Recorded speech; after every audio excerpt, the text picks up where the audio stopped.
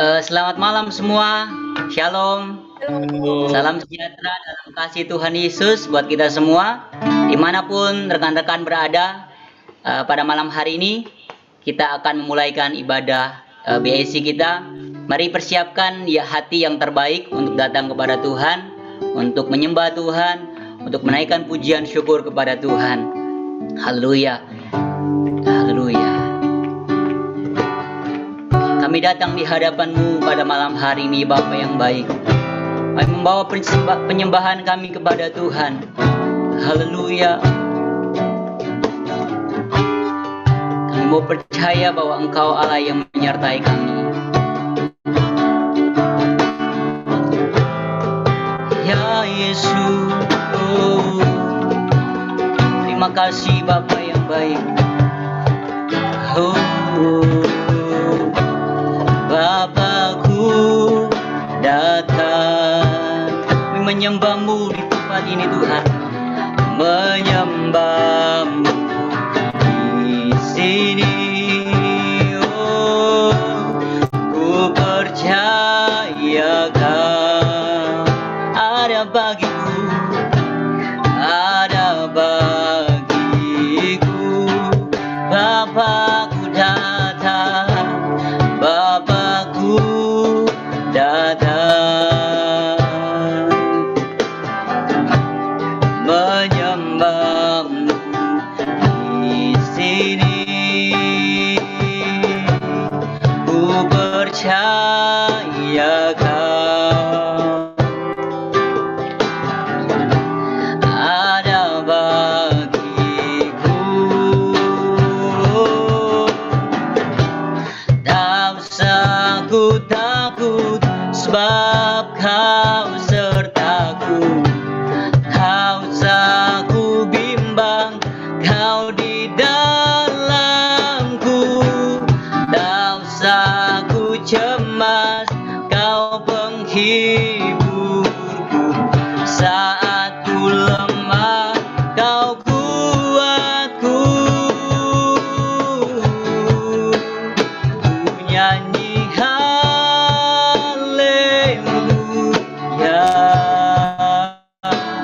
ku nyanyi haleluya. Sungguh Kau hebat, ajaib perkasa perbuatan-Mu. Ku nyanyi haleluya. Oh, ku nyanyi haleluya, ku nyanyi haleluya. Sungguh Kau hebat, ajaib perkasa perbuatan-Mu.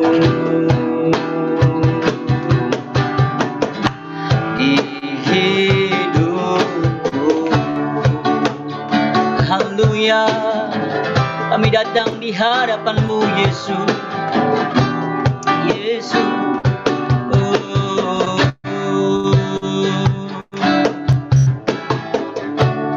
Bapakku datang, kami menyembah-Mu Tuhan, menyembah-Mu di sini. Ya Yesus, ku percaya Kau, oh, ada bagiku. Oh, tak usah ku takut, sebab Kau sertaku. Tak usah ku bimbang, Kau di dalamku.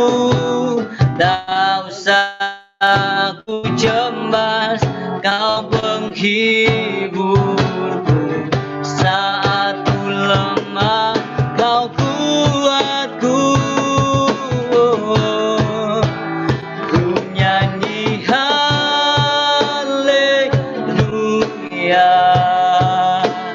ku nyanyi haleluya.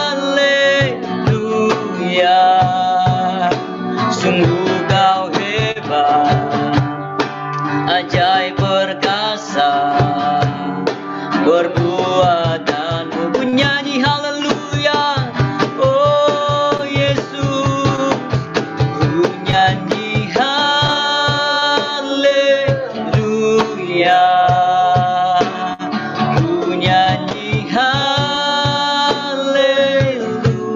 Ya, sungguh kau hebat, ajaib perkasa perbuatan. Ku nyanyi haleluya, oh Yesus, ku nyanyi haleluya,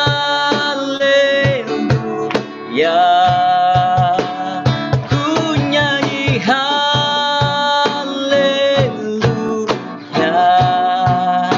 Sungguh kau hebat, ajaib perkasa perbuatanmu. Di hidupku, oh ya Tuhan, kau hebat, haleluya. Kau hebat Tuhan, perbuatanmu ajaib, haleluya. Terpujilah namamu ya Tuhan, kami menyembahmu Tuhan Yesus, Allah yang berkuasa, haleluya, haleluya. Oh Yesus Tuhan, haleluya, oh haleluya, haleluya. Oh Yesus, terpujilah namamu Tuhan, haleluya, haleluya, haleluya.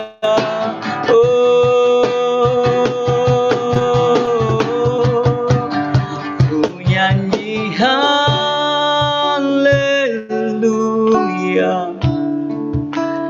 ku nyanyi haleluya.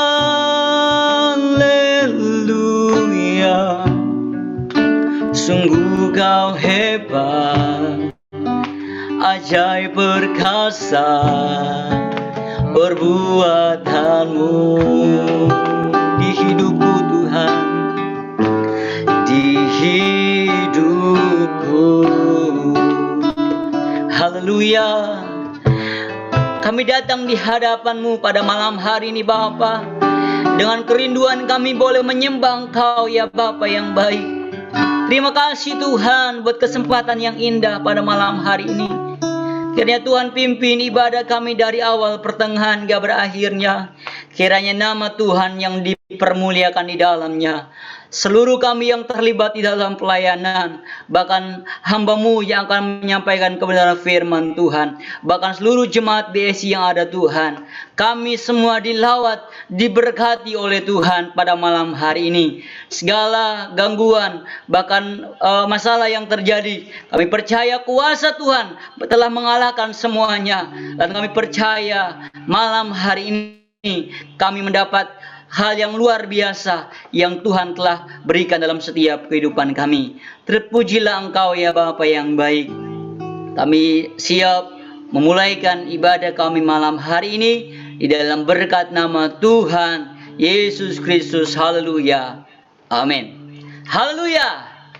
Puji Tuhan. Tuhan Yesus baik buat kita semua. Amin. Tuhan Yesus selalu menyertai setiap langkah, setiap kehidupan kita, hari lepas harinya. Kita perlu kekuatan daripada Tuhan hari-hari ini. Amin. Amin. Untuk daripada itu, Tuhanlah kekuatan dan mazmurku. Amin. Haleluya.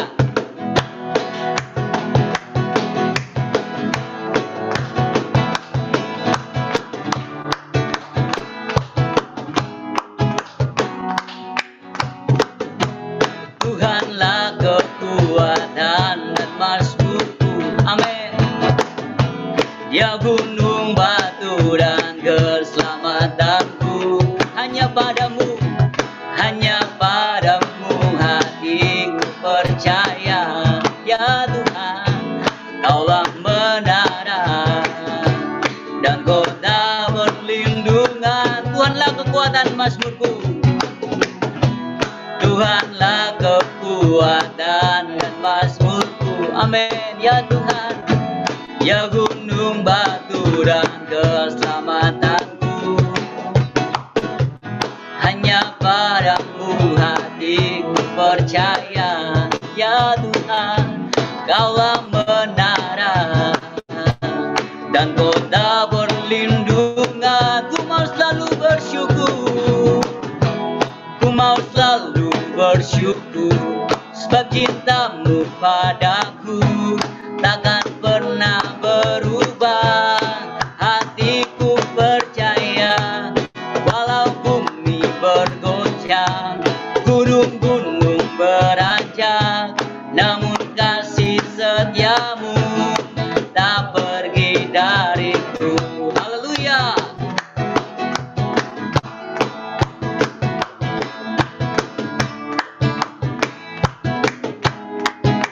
Tuhanlah kekuatan, Tuhanlah kekuatan dan mazmurku. Ya gunung batu dan keselamatanku, hanya padamu hatiku percaya. Kaulah menara dan kota perlindungan. Ku mau selalu bersyukur, sebab cintamu padaku takkan pernah berubah. Hatiku percaya, walau bumi bergoncang, gunung-gunung beranjak, namun kasih setiamu ku mau tak pergi dariku. Ku mau selalu bersyukur, sebab cintamu padaku takkan pernah berubah.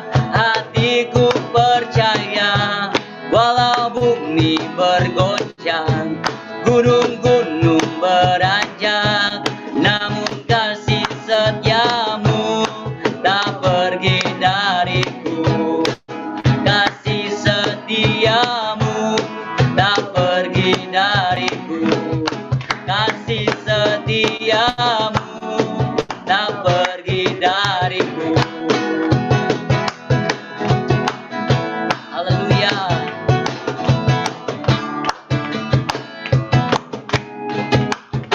Haleluya. Puji Tuhan. Tuhanlah kekuatan kita. Amin. Kita kuat, kita mampu, kita bisa bertahan sampai hari ini. Semua karena kekuatan daripada Tuhan. Haleluya. Mari saat ini juga kita akan dikuatkan kembali oleh kebenaran firman Tuhan yang akan disampaikan oleh hambanya. Kiranya kita semua boleh mempersiapkan hati, pikiran, dan telinga kita untuk mendengarkan kebenaran firman Tuhan. Haleluya. Firman-Mu berkata, Kau besertaku. Haleluya. Terima kasih Tuhan.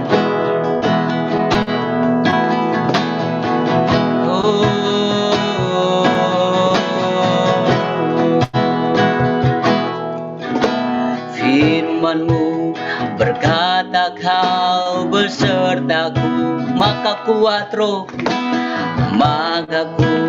roh dan jiwaku. Tangan-Mu Tuhan, tangan-Mu Tuhan selalu ku nantikan. Di setiap langkahku percaya, firman-Mu berkata, Kau besertaku. Firman-Mu berkata, Kau besertaku, maka kuat roh dan jiwaku. Tangan-Mu Tuhan selalu ku nantikan. Di setiap langkahku percaya, dengan sayap-Mu ku akan terbang tinggi. Di tengah badai hidup ku tak menyerah. Kau kekuatan dan perlindungan.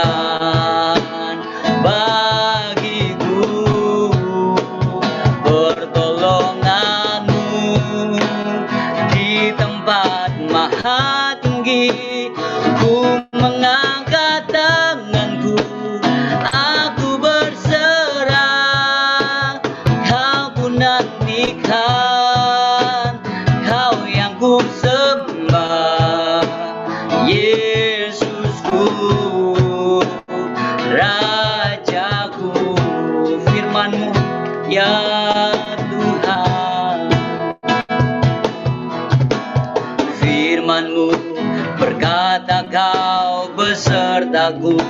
Amin. Maka kuat roh dan jiwaku, ya Tuhan, tanganmu Tuhan selalu ku nantikan. Di setiap langkahku percaya, dengan sayapmu ku akan terbang tinggi. Di tengah badai hidup ku tak menyerah. Kau kekuatan dan perlindungan bagiku. Pertolonganmu di tempat maha tinggi, ku mengangkat tanganku, aku berserah. Kau ku nantikan, kau yang ku sembah. Yesus, dengan sayapmu, dengan sayapmu ku akan terbang tinggi. Di tengah badai hidup ku tak menyerah. Kau kekuatan dan perlindungan bagiku. Pertolonganmu di tempat maha tinggi, ku mengangkat tanganku, aku berserah. Kau ku nantikan, kau yang ku sembah. Yesusku, Rajaku, dengan sayapmu, dengan sayapmu ku akan terbang tinggi. Di tengah badai hidup ku tak menyerah. Kau kekuatan dan perlindungan bagiku. Pertolonganmu di tempat maha tinggi, ku mengangkat tanganku, aku berserah. Kau ku nantikan, kau yang ku sembah. Yesusku, dengan sayapmu ku akan terbang tinggi. Di tengah badai hidup ku tak menyerah. Kau kekuatan dan perlindungan bagiku. Pertolonganmu di tempat maha tinggi, ku mengangkat tanganku, aku berserah. Kau ku nantikan, kau yang ku sembah. Kau ku nantikan, kau ku nantikan, kau yang ku sembah. Kau ku nantikan, kau ku nantikan, kau yang ku sembah. Yesusku, Rajaku, Yesusku, Rajaku. Haleluya, haleluya. Bapa, kami datang kepadamu. Pada saat ini kami boleh mendengarkan kebenaran firman Tuhan. Kiranya Tuhan pakai bibir mulut hamba-Mu sehingga berkata-kata seturut dengan kehendak Tuhan. Dan apapun yang akan disampaikan oleh hamba-Mu, kiranya boleh memberkati kami semua, boleh menguatkan setiap hati kami. Kami boleh percaya Bapa, firman-Mu adalah terang bagi jalan-jalan kami ya Bapa yang baik. Kami siap untuk mendengarkan kebenaran firman Tuhan di dalam berkat nama Tuhan Yesus Kristus. Haleluya. Amin. Shalom, selamat malam semuanya, sahabat-sahabat dari GPDI, sahabat Allah. Selamat malam Pak Beni Hira dan semua pekerja-pekerja dan jemaatnya. Sejak COVID kayaknya nggak pernah ketemu ya. Semoga semuanya senantiasa dalam keadaan sehat ya. Nah, hari ini sesuai dengan permintaan katanya saya harus menyampaikan firman yang berkaitan dengan kondisi bangsa. Untuk itu saya akan kita akan baca sama-sama dari Esther. Tapi sebelumnya saya akan ceritakan dulu Esther ini ringkasan ceritanya ya. Di Esther 1 ayat 1 sampai Esther 2 ayat 18, ini Esther diceritakan anak angkatnya Mordekai. Ya, dan dia bisa menjadi ratu dari Raja Ahasiveros. Lalu Esther 2 19 sampai 5:14 ini ada rencana Haman untuk membunuh semua orang Yahudi. Dan kita akan lihat bagaimana peran Esther di tengah kondisi ancaman bangsa Israel pada saat itu ya. Nah, kita baca Esther 4 ayat 1 sampai 2. Setelah Mordekai mengetahui rencana Haman membunuh semua orang Yahudi, ia melolong dengan nyaring dan pedih sampai ke depan pintu gerbang istana raja. Hatta, pengawal Esther, disuruh Mordekai menyampaikan pesan kepada Esther supaya pergi menghadap raja untuk memohon karunia-Nya dan untuk membela bangsanya di hadapan Baginda. Akan tetapi Esther menyuruh Hatta memberitahukan kepada Mordekai, semua pegawai raja serta penduduk daerah-daerah kerajaan mengetahui bahwa bagi setiap laki-laki atau perempuan yang menghadap raja di pelataran dalam dengan tiada dipanggil, hanya berlaku satu undang-undang, yakni hukuman mati. Hanya orang yang kepadanya raja mengulurkan tongkat emas yang akan tetap hidup. Dan aku selama 30 hari ini tidak dipanggil menghadap raja.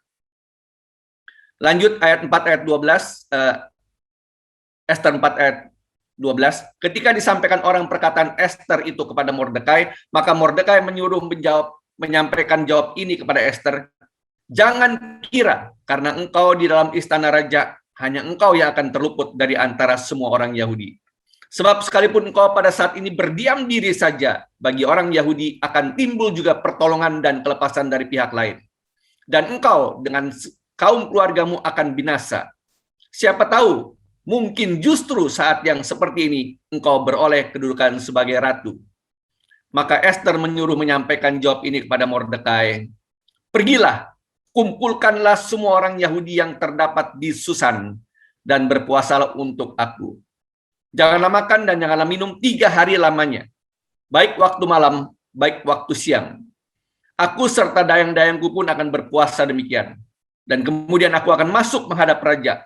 Sungguh pun berlawanan dengan undang-undang, kalau terpaksa aku mati, biarlah aku mati. Maka pergilah Mordekai dan diperbuatlah tepat seperti yang dipesankan Esther kepadanya. Singkat kata, Esther berhasil meluluhkan hati raja. Artinya apa? Kalau kita lihat, ada satu kepedulian terhadap Esther untuk tidak boleh berdiam diri. Dengan resiko dia kehilangan nyawanya. Nah, pertanyaannya, apakah kita juga sudah berpikir untuk kita berani berkorban untuk bangsa dan negara kita? Supaya 76 tahun kemerdekaan ini benar-benar bisa berlangsung sampai 100 tahun dan seterusnya. Nah, kalau kita lihat Esther 6 ayat 1 sampai 8 12, Mordekai ini dimuliakan setelah Haman dihukum mati karena Haman tadinya punya rencana jahat. Sampai akhirnya kelihatan kemenangan bagi bangsa Yahudi akibat hal tersebut. Nah, kalau kita lihat apa yang dilakukan Esther, dampaknya luar biasa. Yang pertama, dia mulai punya beban bagi bangsa dan negara. Dengan satu cikal bakal ini dia berani menghadap raja. Yang kedua, dia berani meminta Mordekai untuk mengumpulkan semua orang Yahudi puasa 3 hari. Artinya apa? Ini akan ada satu kegerakan nasional. Ya. Nah, untuk menghadap raja risikonya tadi sudah saya sampaikan, dan kehilangan jabatannya sebagai ratu dan hukuman mati. Nah, kenapa Esther berani melakukan itu semuanya? Balik lagi ke nomor 1, karena dia punya beban bagi bangsanya. Nah, sekarang kita tinggal refleksi bagaimana kondisi generasi sekarang. Yang pertama, kurang menghargai generasi pendahulu. Ya. Di era saya masih diajarkan tuh bagaimana budi pekerti, sejarah perjuangan itu benar-benar diajarkan dengan baik, ya, sampai kami hafal. Saya ragu untuk sekolah-sekolah sekarang, apalagi sekolah dengan bahasa asing, ya. Sekolah Singapura yang buka di Indonesia, ya, itu sudah nyaris hampir tidak ada sejarah Indonesia. Nah, kalau kita lihat generasi pendahulu ini, yang menjadi pahlawan-pahlawan ini ternyata bukan hanya orang Muslim, ya. Kalau Anda lihat pendiri bangsa dan negara ini, ya, ada berbagai suku, ada berbagai agama, bahkan termasuk ada suku Tionghoa, Yap Chuan Bing, dan dia yang terlibat di dalam Komite Nasional untuk pendirian Panitia Persiapan Kemerdekaan Indonesia. Nah, ini kita harus tahu nih, ya, orang-orang itu yang berani mengorbankan nyawanya. Yang kedua, kurang berfungsi di generasinya. Nah, kita refleksi nih, apakah Anda dan saya saat ini sudah bisa berfungsi maksimal di bangsa dan negara kita? Perkelahian anak-anak SMA ini salah satu bukti bahwa mereka kurang berfungsi di generasinya. Beda dengan dulu, Sudirman itu kalau kita lihat, Panglima Besar Sudirman, itu dari sejak pemuda, ya, sudah berfungsi, berani berkorban. Ketika sakit paru-parunya kambuh, dia harus keluar masuk hutan dengan ditandu.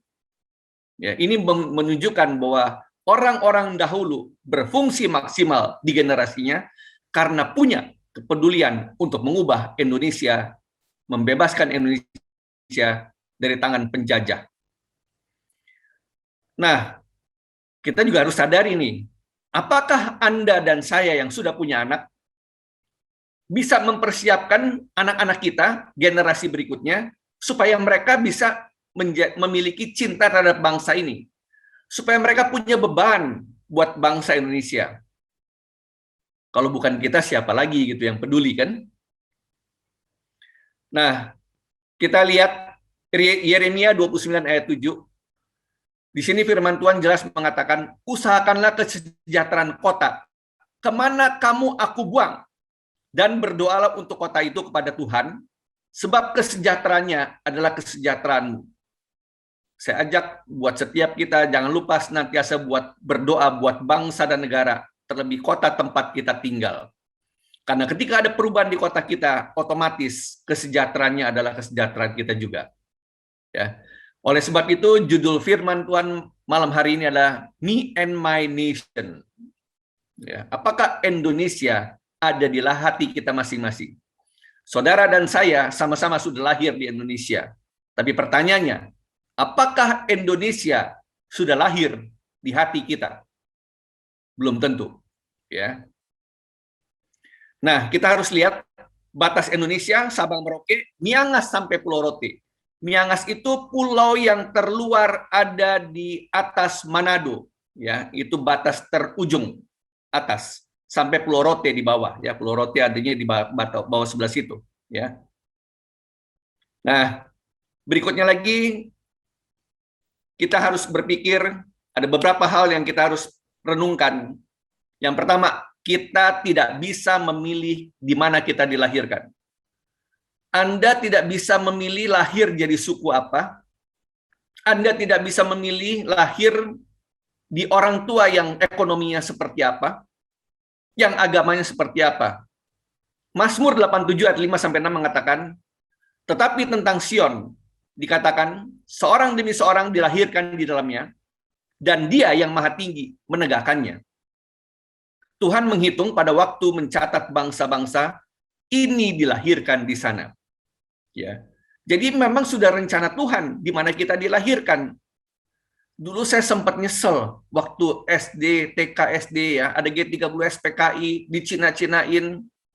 Saya sempat berpikir, kenapa ya saya lahir jadi orang Cina, ya, yang harus dimaki-maki, ya, jadi minoritas ini nggak enak, saya pikir, ya. Sampai akhirnya wawasan dan pikiran saya langsung terbuka ketika saya di sekolah di Kanisius, ya. Nah, ini kita mesti sadar ini. Kita nggak bisa memilih jadi suku apa, punya agama apa, orang tua seperti apa, ekonominya seperti apa. Ya. Yang kedua, ketika kita sudah dilahirkan di Indonesia, pernahkah Anda dan saya berpikir, punya prinsip, di mana bumi dipijak, di situ langit dijunjung. Jangan kita hidup di Indonesia, kita bangga-banggakan negara lain gitu. Ya, kita puji-puji negara lain. Sampai saat ini kalau saya jalan-jalan ke luar negeri, pasti saya pakai batik. Tujuannya apa? Ya, karena sering kali ada yang nanya, ini bajunya bagus dari mana?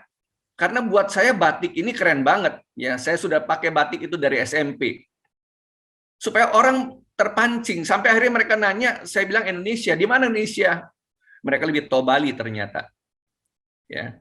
Jadi kita harus bisa menghargai pemerintahan kita sendiri. Jangan seringkali kita ngomong yang negatif, ya itu coba dihindarin lah. Kita harus berpikir bagaimana bumi dipijak, di situ langit dijunjung. Nah, kita harus lihat ini salah satu lagu yang menurut saya luar biasa. Lagu Gundul-Gundul Pacul, ya, buat yang orang Jawa, Gundul-Gundul Pacul Cul Gembelengan, ya. Itu bicara tentang nyunggi wakul, ya, taruh bakul di kepala, ya. Gundul ini bicara tentang kehormatan. Katanya rambut itu mahkota seorang wanita, ya. Makanya kalau wanita nggak pakai rambut itu katanya jelek banget kan. Nah, ini diciptakan oleh Sunan Kalijogo, salah satu dari Wali Songo. Lihat, dia sudah menciptakan lagu ini tahun 1450. Banyak yang bilang, oh ini diciptakan oleh Ibu Sud, ya, Pak Kasur, dan lain-lain. Enggak, ini udah 650 tahun yang lalu, 750 tahun yang lalu, ya.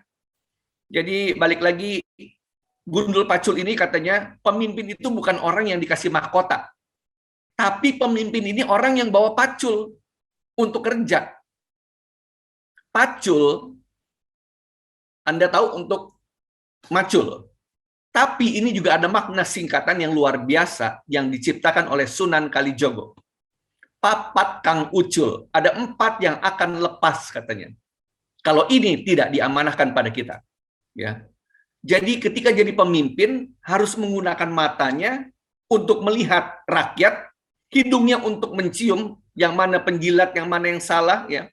Punya telinga, dengar berbagai arah, dan punya mulut yang berkata-kata bijak dan adil untuk memimpin. Saya sampaikan ini supaya jangan sampai ketika kita jadi pemimpin, ya, nggak usah jauh-jauh, pemimpin di perusahaan. Jangan sampai Anda pilih pemimpin, jadi pemimpin, lalu pilih orang-orang di bawahnya karena suhunya sama dan agamanya sama. Ya, belajar dari Sunan Kalijogo. Ya, nyunggi wakul gembelengan, katanya, bawa bakul di kepala. Ya, bakul itu simbol kesejahteraan rakyat. Jadi kekayaan negara ini adalah isinya. Ya, kalau kita lihat, katanya kepala ini kehormatan. Orang ditepuk bahunya pasti bisa terima. Tapi orang didorong kepalanya oleh temannya pasti marah. Karena itu kehormatan. Nah, lihat. Di lagu ini dikatakan taruh bakul di kepala. Berarti yang lebih terhormat itu bukan kepalanya, tapi bakulnya yang lebih berharga. Nah, bakul ini bicara tentang isi perut rakyat. Jadi ketika jadi pemimpin, Anda perlu berpikir bagaimana mensejahterakan rakyat. Ketika Anda jadi pengusaha, berpikir juga bagaimana mensejahterakan orang-orang yang Anda pimpin. Ketika Anda jadi manajer, jadi direktur, jangan hanya berpikir, oh gaji saya yang penting naik, bagus. Tapi bagaimana Anda juga berpikir mengenai yang di bawah. Ya. Kemudian yang ketiga, kita harus berpikir supaya kita bisa menjadi warga negara kelas 1. Buat orang-orang Tionghoa, saya pesan kepada Anda saat ini. Dengar, Anda dan saya tidak in the cost di Indonesia. Ya, sekali lagi saya bilang, buat yang orang Tionghoa jangan berpikir kita in the cost di Indonesia. Kita bagian dari pemilik bangsa dan negara ini. Ya, jangan merasa Anda warga negara kelas 2. Supaya bisa jadi warga negara kelas 1, bukan hanya menghargai pengorbanan pemimpin masa lalu, tapi juga menghargai 4 pilar mulai dari Pancasila sampai Negara Kesatuan Republik Indonesia. Ya. Juga mentaati hukum. Saya waktu jadi kontraktor, yang punya rumah bilang, Pak, nanti ya tolong kabel listriknya dicabangin, pipa airnya dicabangin. Kenapa, Pak? Supaya saya bayar listrik dan air 50%. Saya bilang begini, maaf Pak, kalau Bapak mau cari yang seperti itu, lebih baik cari orang lain. Loh, kenapa katanya? Saya tidak mau mencuri uang negara, saya bilang. Kalau saya berani mencuri seperti itu, saya juga berani mencuri mutu rumah yang sedang saya bangun untuk Bapak. Sejak tahun 91 saya bikin NPWP. Kenapa? Karena saya mau bayar pajak benar. Nah, jadi supaya bisa warga negara kelas 1 ini bukan hanya kita, tapi kita bisa mengedukasi orang lain. Saya bersyukur saya diberikan kesempatan bawakan topik ini di tengah-tengah jemaat GPDI. Ya.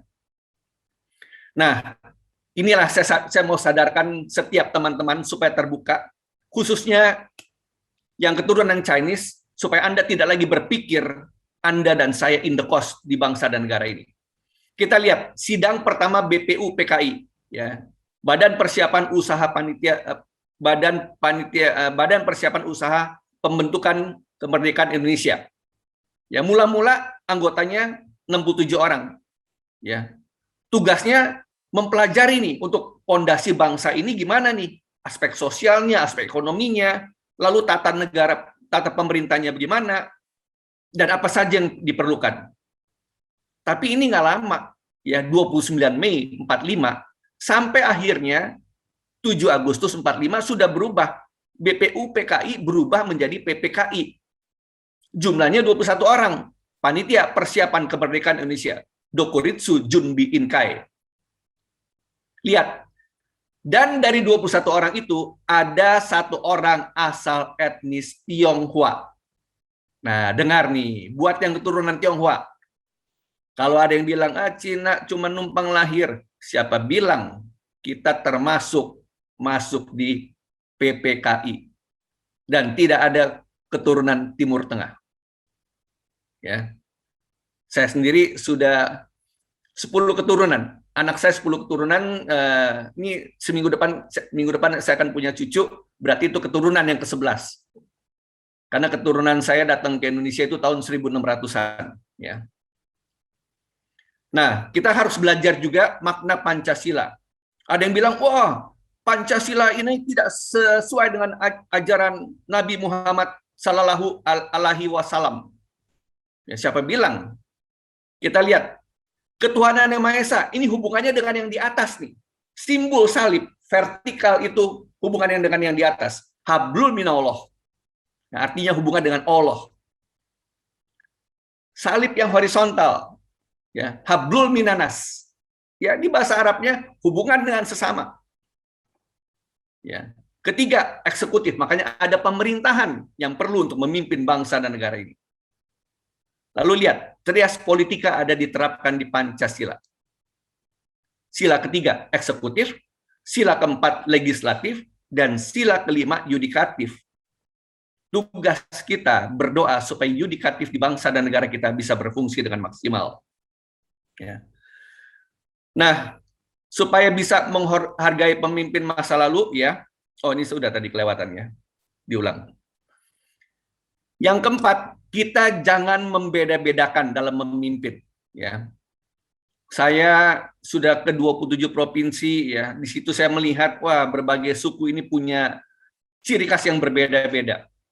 Ingat, berbeda-beda kita tapi tetap satu Indonesia. Maka tadi saya bilang, jangan cari orang kepercayaan karena sukunya sama, agamanya sama. Ya. Dan hebatnya, di tengah-tengah kata Indonesia nanti ada kata one. Ya, ya waktu saya ke Papua, ya saya harus makan papeda. Ya, kalau tidak makan nanti mereka tersinggung. Ya, saya harus makan papeda. Dan ketika saya makan papeda, saya coba kunyah. Akhirnya dikasih tahu oleh orang Papua, Pak, makan papedanya jangan dikunyah, katanya, langsung ditelan. Oh begitu ya, makanya saya bilang cukup kaget sih. Nah lihat, di tengah-tengah kata Indonesia ada kata one. Kita lihat satu video klip tentang kesatuan ini.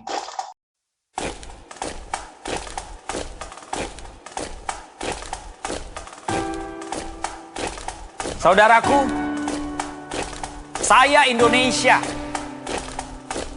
Bukan karena pilihanku, tapi itu takdirku.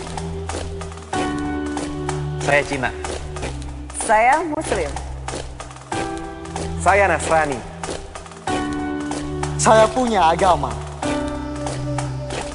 Saya Indonesia.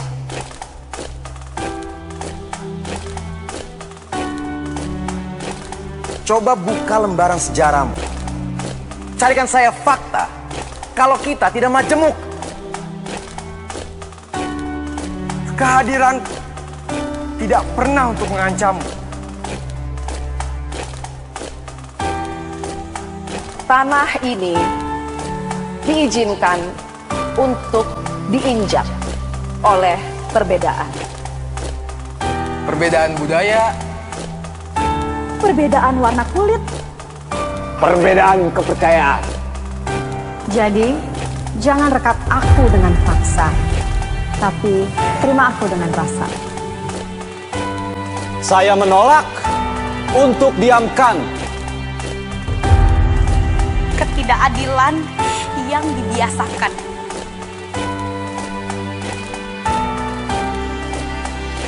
Perlakuan yang dibedakan.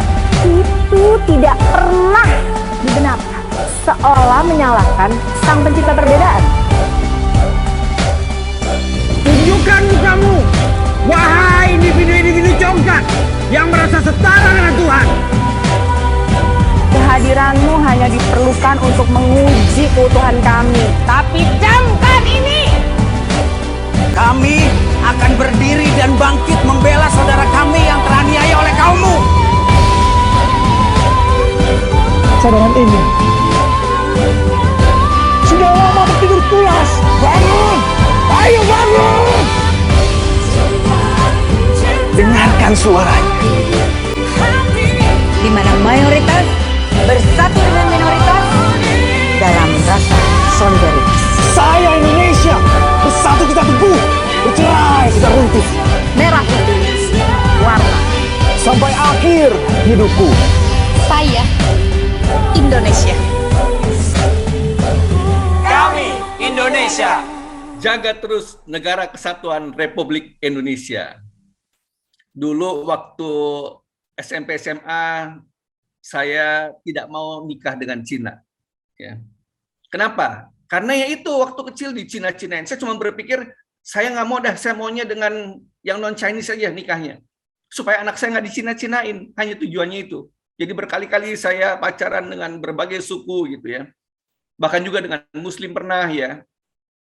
Cuman balik lagi, ditolak oleh keluarganya lah, oleh saudaranya lah. Sampai akhirnya ketika saya bawakan topik ini, ya, akhirnya saya baru pikir, akhirnya saya nikahnya dengan Cina lagi tanpa saya sadarin. Ya, beda memang antara pikiran saat remaja dengan sekarang ya. Nah, balik lagi. Yang kelima, kita harus sadarin, jangan pernah berpikir Anda dan saya bisa bangun negara ini kalau kita nggak mencintai. Ya, bagaimana Anda mau bangun keluarga kalau tidak ada dasar cinta kan? Bagaimana Anda mau didik anak kalau tidak didasarin oleh cinta ini? Ya, jadi sama, bangun bangsa ini nggak mungkin kalau tidak didasari dengan mencintai ini. Nah, dari mana saya mulai rasa mencintai itu? SMP kelas 1, saya masuk pramuka. Nah, ketika saya camping, saya tidur di tenda, ya dekat dengan penduduk, ya. Di situ saya melihat bagaimana lugunya rakyat Indonesia. Di situ darah merah putih saya mulai mengalir. Ini Anda lihat ini teman-teman Kanisius waktu saya camping di ikut Raimuna Nasional di Lebak Harjo, ya Jawa Timur. Dan yang di belakang saya ini pakai ransel hijau ini, yang saat ini jadi Menko Equin, Erlangga Hartarto, ya dia adik kelas saya 2 tahun di SMA Kanisius, ya. Jadi lihat, kami di Kanisius meskipun sekolah Katolik, tapi 30% itu Muslim, ya. Jadi kami biasa gitu, di sana jarang orang dipanggil nama, ya. Biasa dipanggil sukunya, nama bapaknya, atau nama binatang. Jawa-Jawa, Cina-Cina, Batak-Batak gitu. Biasa di sana. Ya, orang Batak banyak banget, ya. Jawa banyak banget, ya. Tapi nggak ada yang sakit hati, ya. Jadi kami terbiasa lah panggil gitu. Tapi setelah jadi alumni nggak ada lagi nih yang manggil-manggil begitu, ya. Nah, kenapa saya mau ngajar? Karena saya mencintai anak-anak muda gitu ya, untuk punya beban untuk bagaimana membangun mereka, untuk bagaimana punya beban buat anak-anak muda korban broken home. Ya, makanya banyak yang konsultasi dengan saya.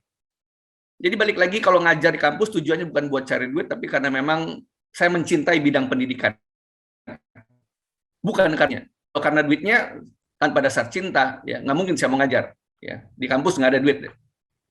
Nah, sama ketika saya harus tidur di satu hutan, ya ini di Kampung Dayak, waktu itu kasih training anak-anak muda Dayak, ya YHS, undang saya isi retret 3 hari 2 malam, ya tidur di rumah kayu, katanya satu kamar sendiri. Memang saya tidur sekamar sendiri karena ada hanya dua kamar.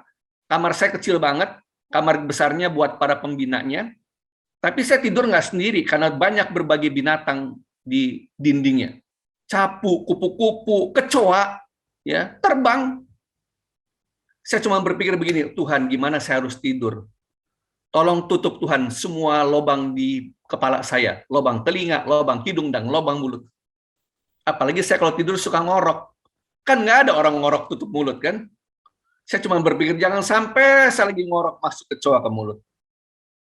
Ya. Dan ini bukan hanya sekali, ya. Saya juga pernah memberikan pelatihan di Kalimantan Selatan, ya, di desa juga untuk GPDI se-Kalimantan Selatan, lalu dan juga GBI se-Kalimantan Selatan. Itu dua-duanya di rumah penduduk tinggalnya. Dan balik lagi, ketika saya memberikan pelatihan untuk hamba-hamba Tuhan GPDI dan GBI se-Kalimantan Selatan, dua-duanya saya bilang saya tidak terima bayaran, tiket semua saya bayar sendiri. Bahkan ketika ada hamba-hamba Tuhan dari pedalaman yang tidak bisa punya uang ongkos pulang, ya saya turut bantu mereka. Nah, jadi balik lagi, saudara dan saya harus berpikir bagaimana kita bisa membangun bangsa dan negara ini. Saya punya beban bangun anak-anak muda, ya, para pemimpin-pemimpin gereja di daerah, ya, karena dasarnya ini bagian dari membangun bangsa, ya. Lalu yang keenam, belajar peduli akan bangsa kita sendiri, ya. Saya cukup salut dengan Ibu Tina, ya, ini gembala dari gereja JKI, Holy Stadium di Semarang, di mana gerejanya ini bisa muat, saya lupa 5.000 atau 10.000 orang, ya, tapi bentuk gerejanya ini mirip balai sebelahnya Plaza Senayan itu apa ya? Dekat Atmajaya itulah yang bangunan kubah gitu, ya, seperti itu interiornya. Dan dia berani bikin, karena gereja ini besar, dia berani bikin tempat untuk isolasi mandiri bagi 100 orang. Bahkan dia bikin vaksinasi di tempatnya. Saya bilang, wow, luar biasa banget ini. Ya. Jadi ini bagian-bagian yang bisa dilakukan gereja, bukan hanya aksi sosial. Aksi sosial boleh dilakukan, silakan buat para jemaat yang punya beban, ya. Lakukan aksi sosial, tolong mereka, ya. Hal simple yang saya ajak buat teman-teman sekalian. Tolong dong, kalau beli sayur atau beli apapun juga ke pedagang-pedagang kecil, mbok ya nggak usah ditawar gitu. Ya, istri saya juga begitu, kalau ke pedagang-pedagang kecil gitu nggak ditawar. Ya, seberapa sih untungnya mereka? Ya, termasuk juga kalau Anda mau belanja di pedagang kaki lima, ya itu sekalian menabur lah kepedulian. Ya, nah kita lihat ini satu video klip tentang perlunya kita memiliki kepedulian bagi bangsa dan negara kita. Kita lihat video klip ini. Aku peduli, tapi masa depan bangsaku itu bukan yang paling penting buat aku. Duit banyak, hidup senang, posisi jauh lebih penting dari keadilan, integritas, moral. Aku yakin dan pasti ada harapan negaraku masih menjunjung moral yang tinggi. Tapi itu nggak bakal bertahan nafsu lebih dinomorsatukan. Tren menunjukkan anak cucu kita akan menuai kebobrokan kita. Aku nggak percaya Indonesia akan tetap jaya. Memandang ke depan, aku melihat degradasi moral melanda anak muda. Kawin cerai, apa salahnya? Korupsi udah jadi budaya. Video mesum, itu mah biasa. Gak bisa dibilang lagi masih ada yang peduli dengan bangsa ini. Udah jelas banget, generasi ini hancur dan gak ada harapan. Sungguh sedih dan konyol kalau kita pikir kita bisa menjadikan dunia ini lebih baik. Tapi kita masih bisa membalikan itu semua. Kita bisa menjadikan dunia ini lebih baik. Sungguh sedih dan konyol kalau kita pikir generasi ini udah hancur dan gak ada harapan. Udah jelas banget masih ada yang peduli akan bangsa ini. Gak bisa dibilang lagi video mesum itu mah biasa, korupsi udah jadi budaya, kawin cerai apa salahnya, degradasi moral melanda anak muda. Memandang ke depan, aku melihat Indonesia akan tetap jaya. Aku gak percaya anak cucu kita akan menuai kebobrokan kita. Tren menunjukkan nafsu lebih dinomorsatukan, tapi itu gak bakal bertahan. Negaraku masih menjunjung moral yang tinggi. Ada harapan.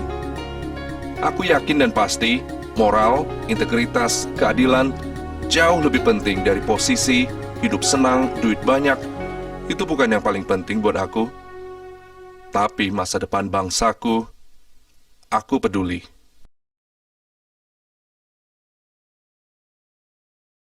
Saya ajak buat kita semua, jangan jadi penonton di bangsa dan negara kita. Ini tahun 2009, saya punya mahasiswa, waktu skripsi, dia bilang begini ke saya, Pak, nanti kalau saya sudah lulus, saya mau pindah ke Perancis atau Italia. Kenapa saya bilang begitu? Saya malu, Pak, dengan kondisi negara Indonesia yang sampai saat ini masih banyak korupsinya, katanya. KPK masih banyak nangkepin orang, dan itu orang-orang yang tidak tahu malu, katanya. Saya bilang, kenapa kamu sampai begitu? Iya, Pak, katanya. Saya mau pilih Perancis atau Italia, karena saya mau cari istri orang Perancis atau Italia, supaya darah Indonesia saya tidak mengalir lagi nanti ke anak-anak saya secara murni. Karena saya malu, Pak. Saya banyak ngomong dengan dia panjang dan lebar, sampai suatu ketika saya ketemu dia bilang, Pak, ini ada undangan akad nikah, Bapak datang ya. Begitu saya lihat undangannya, dia nikah dengan istri yang namanya ada RR, Raden Roro, keturunan Jawa. Saya bilang begini, katanya kamu mau nikah dengan orang Prancis atau Itali. Katanya kamu malu mau cari istri orang Indonesia. Dan dia bilang waktu itu, iya Pak, karena sudah ngobrol dengan Bapak. Nah, ini yang ngomong Jawa, Muslim. Ya, kurang apa Indonesianya? Tapi dia bilang, dia malu jadi Indonesia, orang Indonesia. Bagaimana dengan Anda dan saya? Kita sudah lahir di Indonesia, tapi pertanyaannya, apakah Indonesia sudah lahir di hati kita? Belum tentu. Ya, karena itu buktinya. Yang Jawa Muslim aja bisa seperti itu. Nah, makanya saya ajak Anda untuk berperan aktif supaya Indonesia bisa lahir di hati kita. Kita bisa bangga jadi orang Indonesia kalau Indonesia sudah lahir di hati kita. Ya, saya ajak ini untuk sama-sama kita lakukan. Ya, kenapa materi ini saya sampaikan? Supaya ada perubahan, ya, punya komitmen buat Anda dan saya, ada perubahan di dalam diri sendiri, memandang peran kita di bangsa dan negara ini untuk bukan lagi jadi penonton, tapi jadi pelaku. Nah, sesudah Anda berubah, wawasan Anda berubah, pola pikir Anda berubah, ayo dong tularkan kepada keluarga Anda. Saya tidak pernah nyuruh anak saya harus nikah dengan yang Chinese juga. Enggak, bebas. Bahwa mereka nikahnya dengan yang Chinese, ya itu salah satu pilihan mereka. Ya, bukan hanya tularkan ke keluarga, tapi juga ke buat Anda yang masih kuliah atau masih kerja, tularkan ini ke teman-teman sekalian. Karena ketika Anda tularkan ke keluarga, tularkan ke teman-teman di kantor, maka saya percaya kota dan bangsa kita bisa berubah. Mari kita tundukkan kepala, kita berdoa buat bangsa dan negara kita. Terima kasih Yesus, malam hari ini kami sudah selesai, hamba-Mu sudah selesai menyampaikan firman-Mu Tuhan. Biarlah apapun yang sudah difirmankan pada malam hari ini, benih Ester itu, cinta akan bangsa dan negaranya, boleh ada di antara anak-anak-Mu di bangsa dan negara ini, khususnya para jemaat GPDI Sahabat Allah.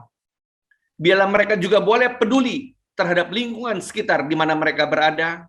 Ketika kondisi COVID ini berlangsung, ada kepedulian dalam hal-hal kecil untuk menolong orang-orang yang lebih susah daripada setiap kami, Tuhan. Karena kami percaya ketika kami berani menabur, maka Kau Allah yang tidak pernah berhutang kepada anak-anak-Mu. Bapa dalam surga, tutup bungkus para anak-anak-Mu, hamba-Mu di tempat GPDI Sahabat Allah. Biarlah senantiasa kesehatan yang daripada Engkau, pemeliharaan yang daripada Engkau ada bersama dengan mereka semua. Meskipun kondisi ini, COVID ini terjadi, biarlah semangat mereka untuk menjangkau banyak orang, untuk berperan aktif di bangsa dan negara ini, tidak berhenti, tidak padam. Tapi mereka terus boleh maksimal di tempat kerjanya, di keluarganya, di lingkungannya, supaya bangsa ini boleh berubah. Terima kasih Yesus, di dalam nama-Mu kami meteraikan doa kami. Haleluya, amin.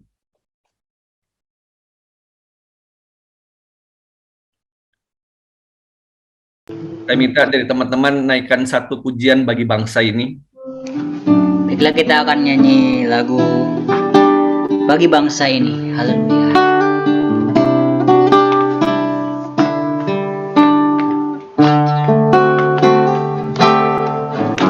Syukur untuk setiap rencana-Mu dan rancangan-Mu yang mulia, ya Tuhan, agar satu kami bersatu menjadi terang kemuliaan-Mu. Renungkan kata-katanya. Ucapkan berkat atas Indonesia, biar kemuliaan Tuhan akan nyata bagi bangsa ini. Untuk kita berdiri bagi bangsa dan negara kita. Berdiri dan membawa doa kami kepadamu. Sesuatu yang besar pasti terjadi dan mengubahkan negeri kami. Hanya nama-Mu Tuhan ditinggikan atas seluruh bumi. Benar Tuhan Yesus. Bagi bangsa ini kami boleh berdiri di bangsa ini, bukan hanya jadi penonton, doa membela bangsa dan negara kami. kepadamu. Sesuatu yang besar pasti terjadi di dalam negeri kami. Orang lain yang berperan bangsa dan negara ini hanya nama-Mu Tuhan ditinggikan berikan beban itu pada kami seluruh bumi. Hanya nama-Mu Tuhan ditinggikan atas seluruh bumi. Hanya Tuhan, hanya nama-Mu Tuhan ditinggikan atas seluruh bumi. Benar Tuhan Yesus. Haleluya. Benar Yesus, terima kasih Tuhan. Kami tahu Tuhan bahwa kami bukan hanya jadi penonton, tapi kami harus jadi pelaku. Kami sudah melihat Tuhan bagaimana banyak kaum keder yang sudah percayakan kuasa-Mu. Ketika kami menyaksikan channel Yusuf Manubulu, Saifuddin Ibrahim, Muhammad PC yang saat ini sedang ditahan di Polri Tuhan. Biarlah Tuhan kau jamah Tuhan Yesus.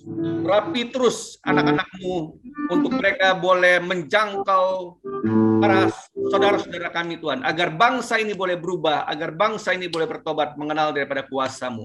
Terima kasih Yesus, dalam nama-Mu kami alaskan doa kami ini. Haleluya. Amin. Saya kembalikan ke Pastor Benny. Kita akan mendengarkan pengumuman. Seluruh informasi BIC masih akan diinfokan melalui grup BIC.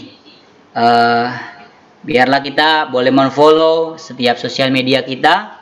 Ada Instagram, ada YouTube, dan Facebook. Segala pertemuan secara fisik masih diliburkan. Hanya diperbolehkan melalui online. Jadi untuk komsel boleh dilakukan secara online. Bagi teman-teman yang rindu untuk memberikan persembahan, bisa mentransfer di rekening BCA 53703356586 atas nama Desion Elia. Doa dan puasa BIC diadakan setiap hari Selasa dimulai pada hari Senin jam 10 malam sampai Selasa jam 3 sore. Bagi yang membutuhkan bantuan doa, bisa menghubungi tim doa BIC di nomor 0878 8371 2660. Terakhir, dalam menjalankan kehidupan COVID new normal, hendaklah kita menjalankan protokol kesehatan, memakai masker, menjaga jarak, mencuci tangan, menghindari kerumunan, dan mengurangi mobilitas. Sedikit lagi pengumuman, di gereja telah dilakukan vaksinasi bagi jemaat yang mungkin punya rekan atau saudara yang mau vaksin, boleh datang di gereja jam 9 pagi hingga jam 1 siang. Dimulai besok dan sampai tanggal 7 Agustus. Demikian yang dapat saya sampaikan. Tuhan Yesus memberkati. Saya serahkan kepada Bapak Benny Hira. Oke, terima kasih Pastor Michael atas pencerahannya buat kami supaya kami lebih menghargai dan mencintai bangsa Indonesia. Terima kasih kembali Pak Benny. Ya, tadi dijelaskan vaksin bukan sampai tanggal 7 Agustus, tapi tanggal kalau nggak salah sampai 12 September kalau nggak salah ya. Jadi sudah berlangsung beberapa kali, beberapa bulan September akan berakhir. Dan kita bersyukur bahwa gereja kita juga termasuk orang gereja yang mau peduli dengan sesama. Dan saya berharap setelah kita mendengar pencerahan dari Pastor Michael, kita lebih menghargai bangsa Indonesia. Mulai pedulilah dengan sesama. Dan kita belajar menularkan, walaupun agak sulit mungkinnya ya, kita akan cobalah pelan-pelan menularkan ke keluarga kita. Kalau saya tetap berdoa dan berjuang supaya istri saya mencintai produk bangsa Indonesia lebih dari yang lain. Haleluya. Dimulai sedikit-sedikit toh. Nah, kita kan bisa belajar gitu ya. Ya, tapi ya kita hal-hal yang kecil yang bisa kita lakukan, kita mulai lakukan. Jangan berdiam diri saja. Jangan bilang itu bukan urusan saya, itu urusan orang lain. Nah, itu tidak bagus. Belajar apa yang kita bisa kerjakan sekarang ini, saat ini, apa juga yang kita bisa kerjakan. Walaupun kecil, walaupun sepertinya tidak berarti, kerjakan. Nah, itu akan awal yang baik untuk menumbuhkan rasa cinta kita kepada bangsa Indonesia. Terima kasih Pastor Michael sekali lagi. Tidak ada pengumuman dari saya, tidak ada tambahan lagi. Nanti Kosemi, Wakil Gembala akan menutup Zoom kita malam hari ini. Silakan. Oke, kita akan akhiri ibadah kita pada malam hari ini.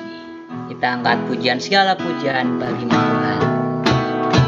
Segala pujian dan syukur bagimu, Allah yang mulia, kuduslah namamu.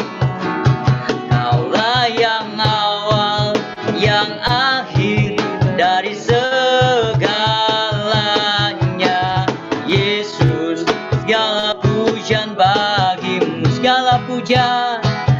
segala pujian dan syukur bagimu, Allah yang mulia, kuduslah namamu. Kaulah yang awal, yang akhir dari segalanya. Yesus, kaulah pujian bagimu.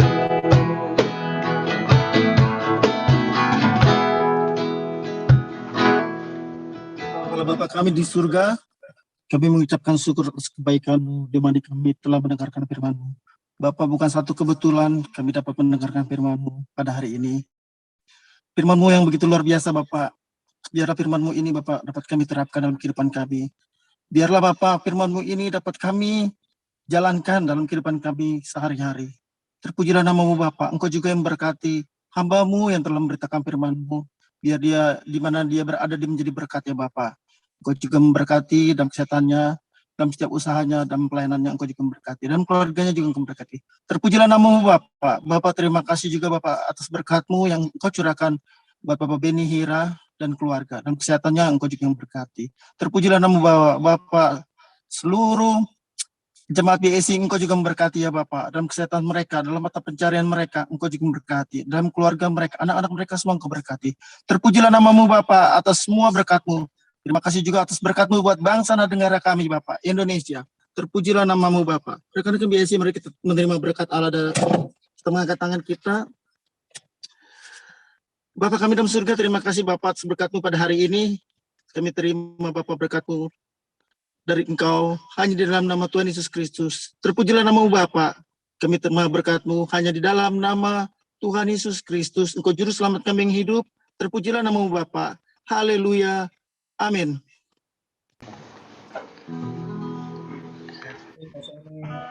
Ya, puji Tuhan. Tuhan Yesus memberkati semua.